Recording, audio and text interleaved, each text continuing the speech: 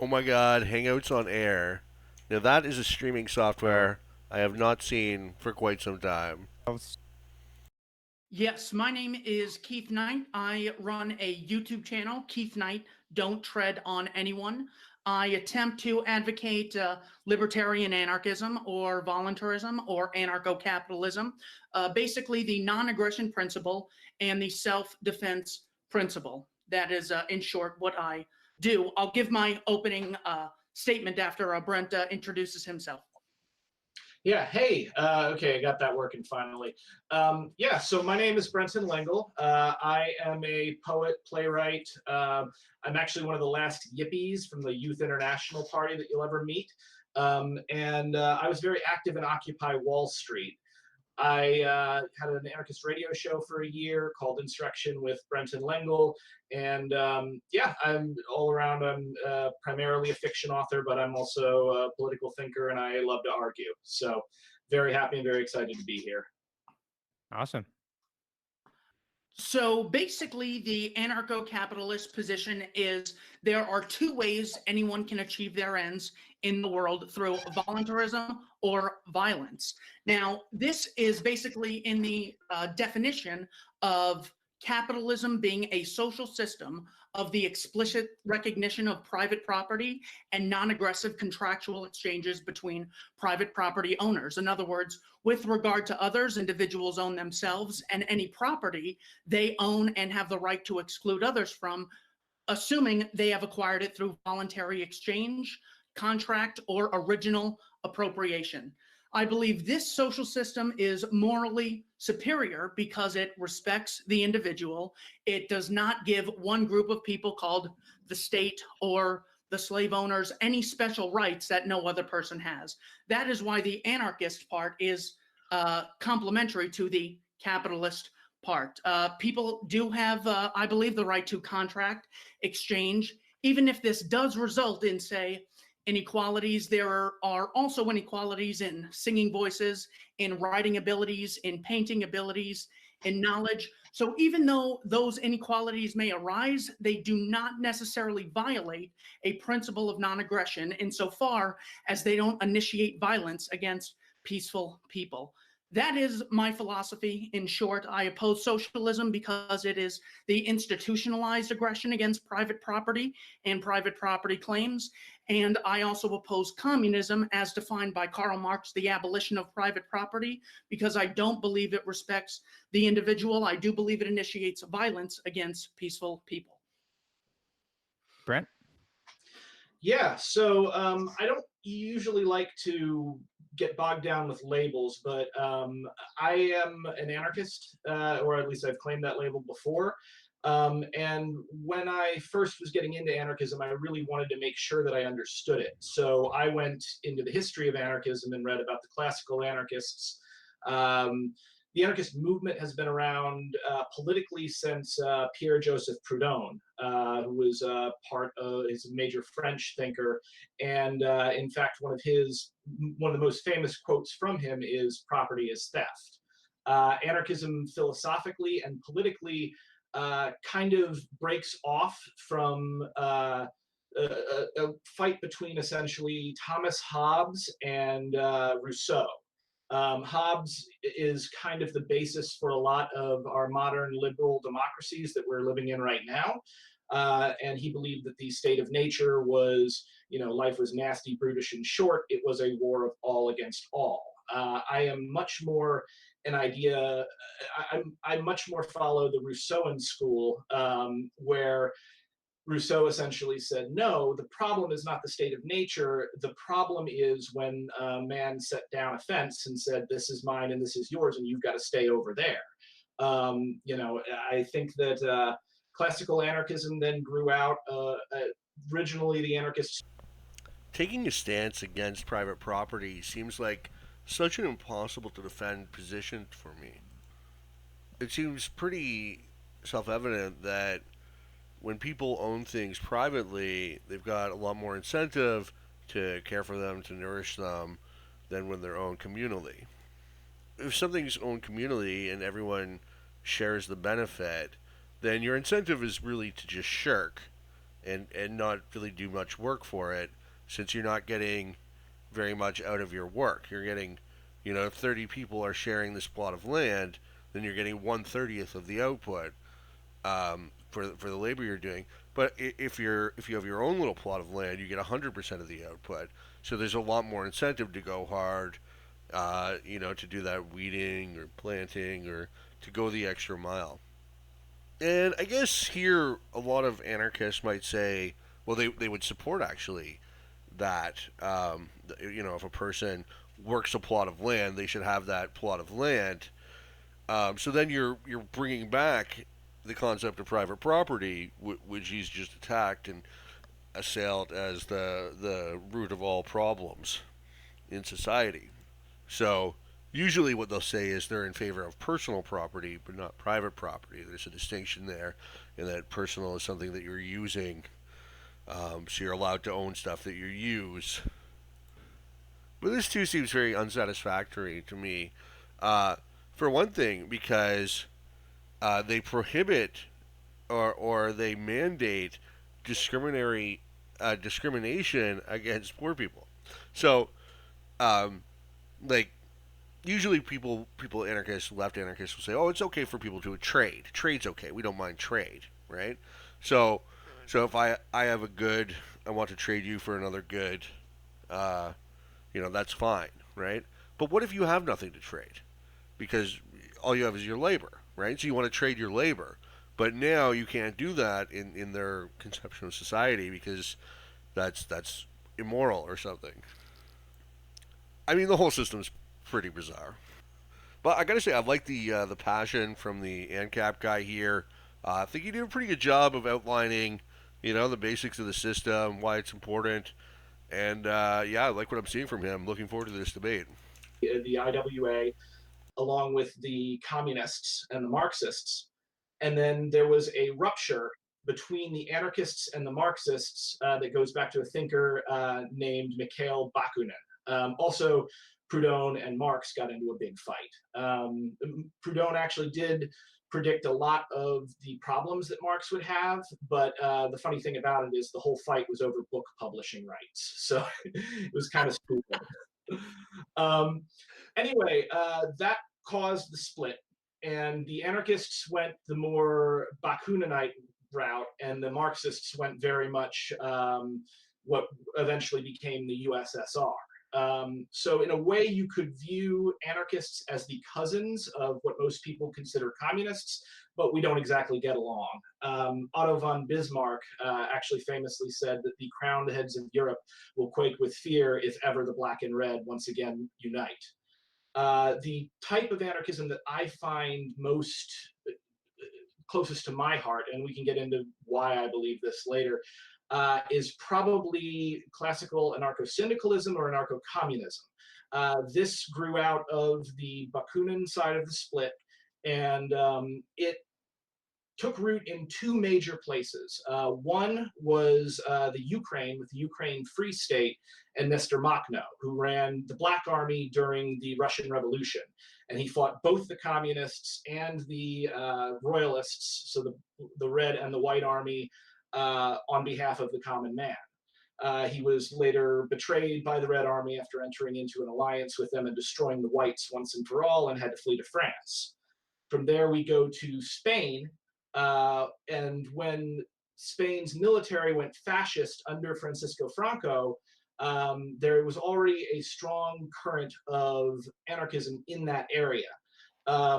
An anarchist by the name of Buenaventura Durruti, who was both a bank robber, kind of a Robin Hood figure, took up defense of the city, defeated the military, one of the only times that civilian forces ever defeated a modern.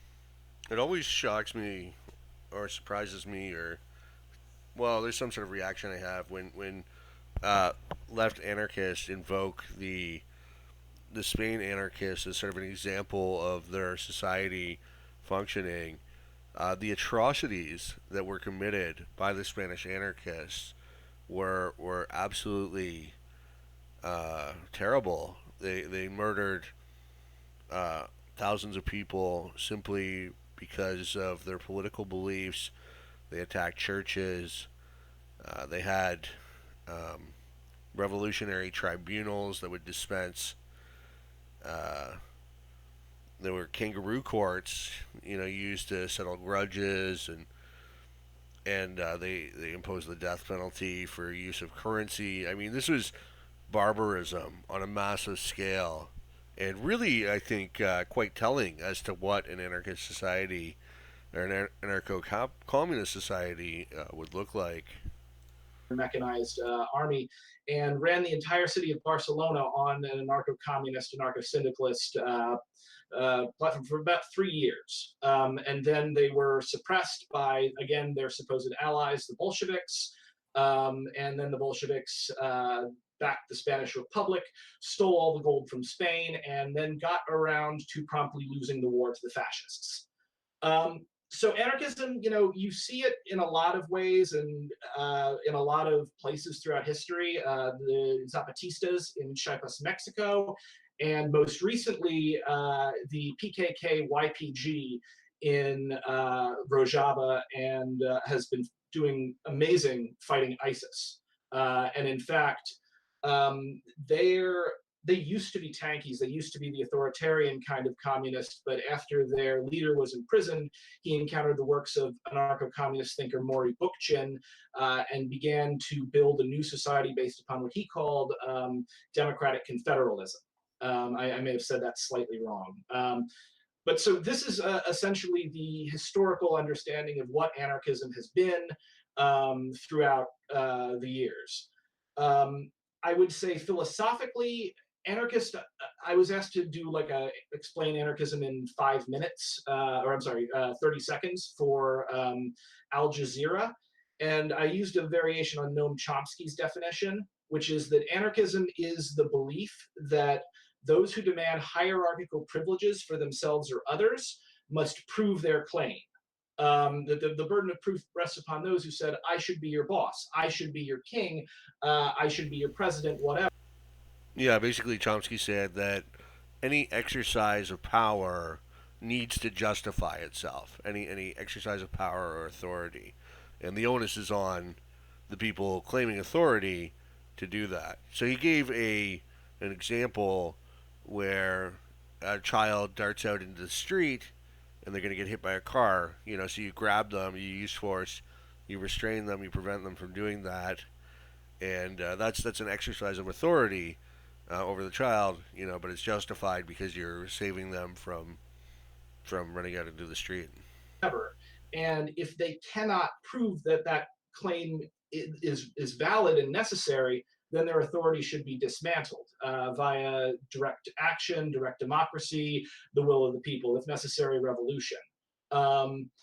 Now, in this thing we were talking about capitalism, the early anarchists were very, very opposed to capitalism because it puts the capitalist class in charge. Specifically, the class is mobile. It's not a formal class, but it is everyone who owns major productive property.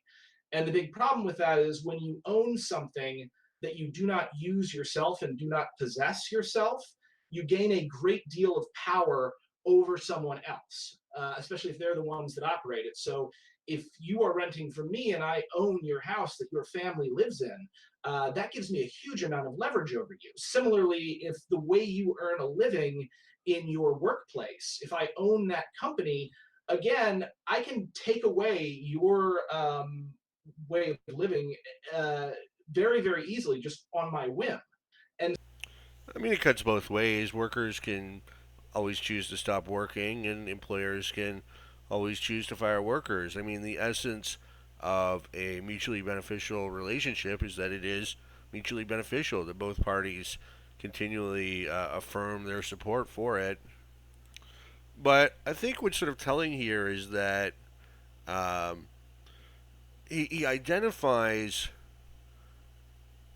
that in both the cases of the employer and the landlord, they're both doing a substantial amount of good for the worker or for the tenant.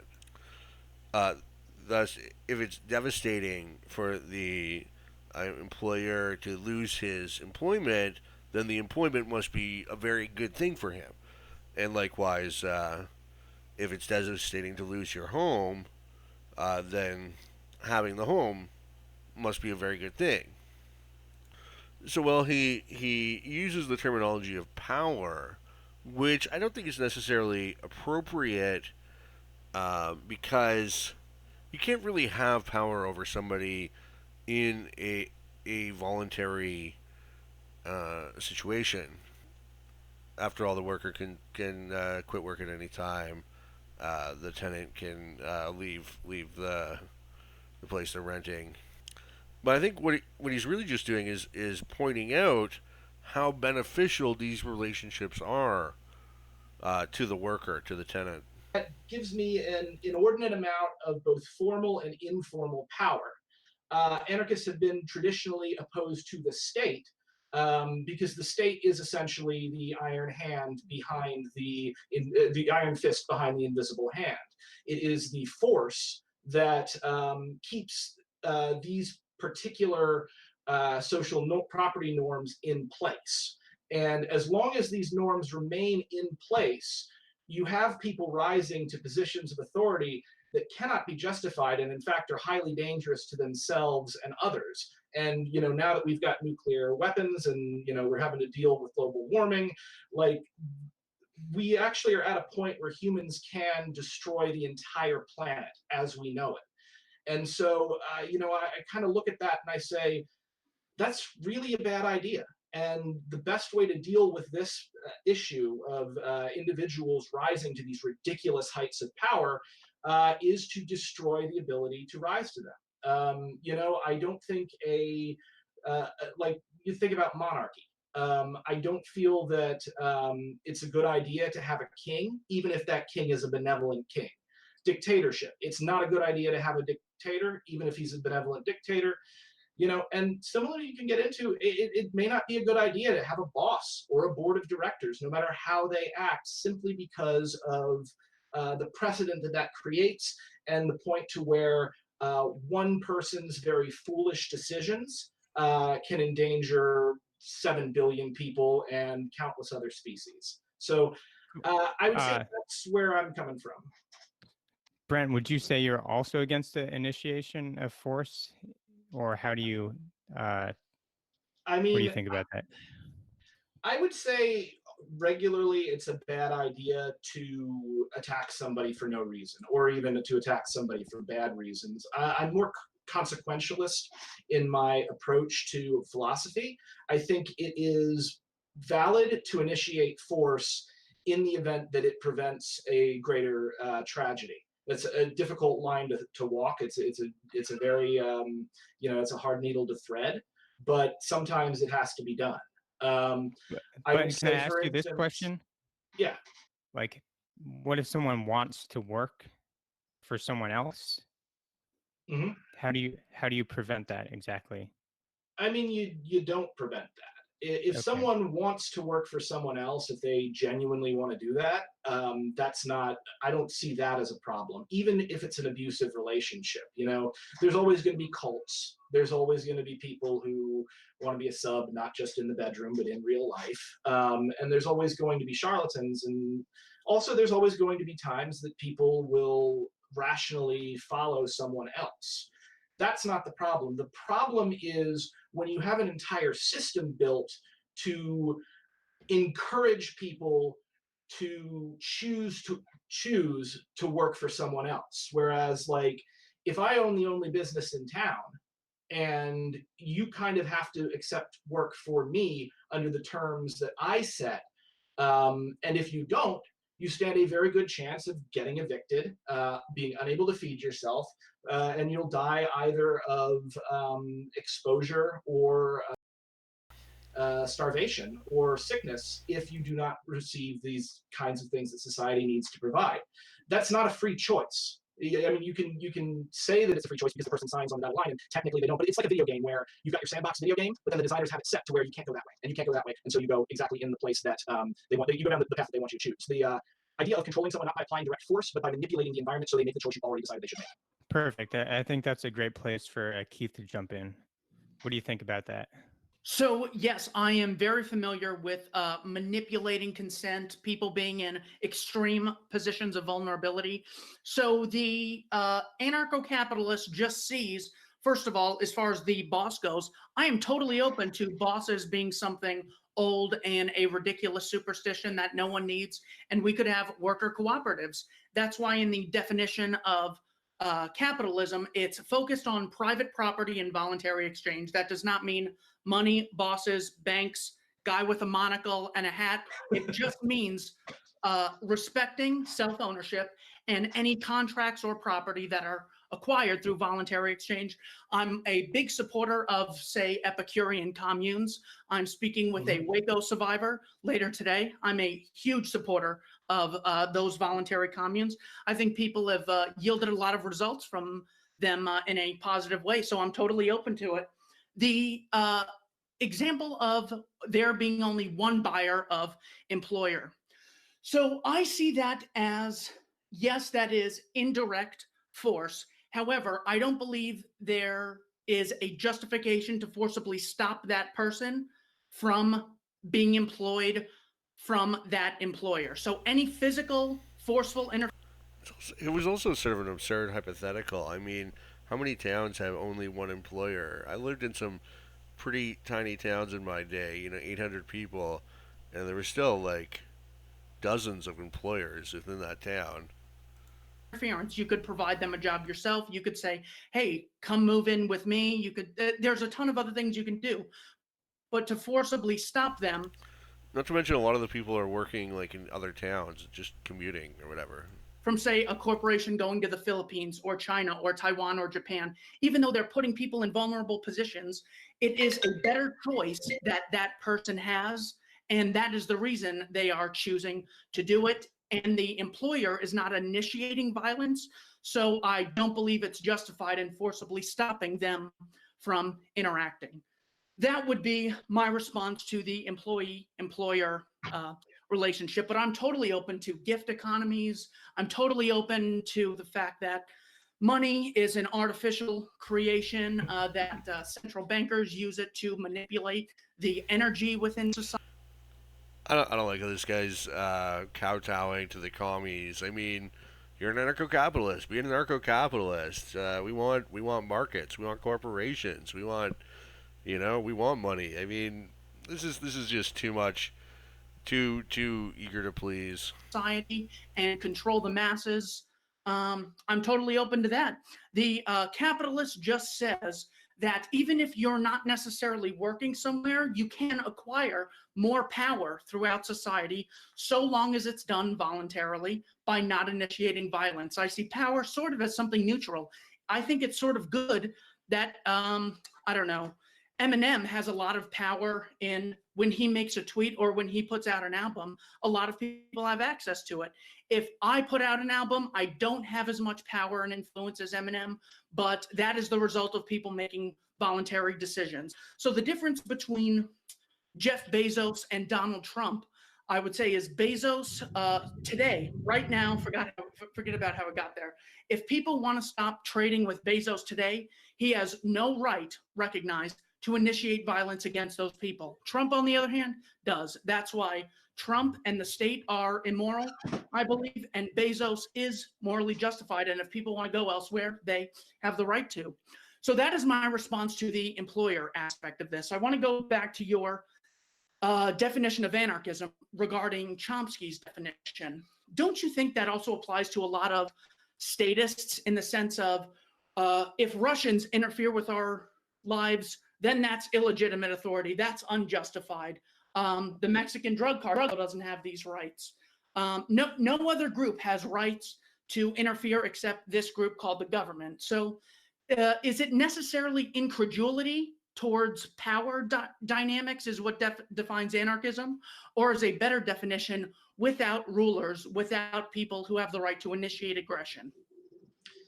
Well, what I'd say off is that anarchism does mean without rulers. It doesn't necessarily mean without rules or without the use of force. We would have used some other thing about to stop the use of force. Now, in general, I'm against the use of force. I'm very anti-war.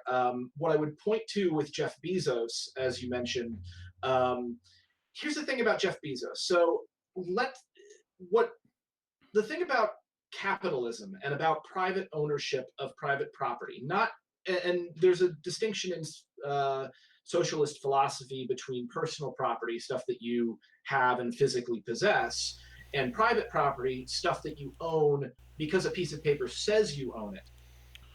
Personal property is stuff you own. Private property is stuff other people own.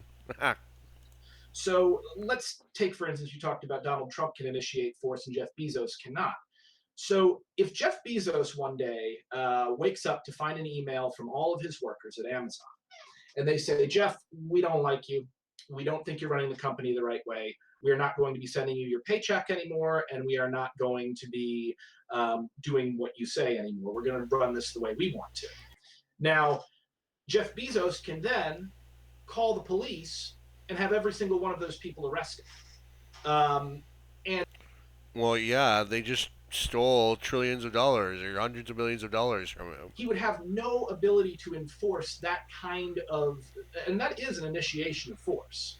You know, however you want No, the initiation of force would be when the workers tried to steal the to really company from initiate him. force. But I mean, first off, the whole idea of who initiated force, it doesn't quite track, because when you try to put things in terms of subjective ideas like who is defending and who is attacking, you run into a problem like with Israel and Palestine. Both parties, both parties will claim that they are just defending themselves. And in their minds, a lot of the time, they're both right. They are just defending themselves. But what happens here is it's this and then that and then that. You show me any great concentration. Yeah, but in the Bezos case, he clearly owns the company. I don't even know if he even owns Amazon anymore. He's just a large shareholder. But Get to the first guy to lay down a fence and say, this is mine, as Rousseau said, and realize that that is the very first initiation of force. I mean, when you use but wouldn't that fence just be personal, marking as personal property? territory, even if it's not owned, you, by definition, you exclude everyone else from claiming that. And that is force against people, even if it's not directly against their bodies. Yeah, It's force, but it's defensive force. the difference It's not aggression. It's not the initiation of force. claiming ownership over the country and Bezos claiming ownership over Amazon is, to my knowledge, I'm using that as a general example, that in order for Bezos to have contracts with other people, with the employees, with the customers, it is done through voluntary interaction and with property that was contractually or voluntarily acquired.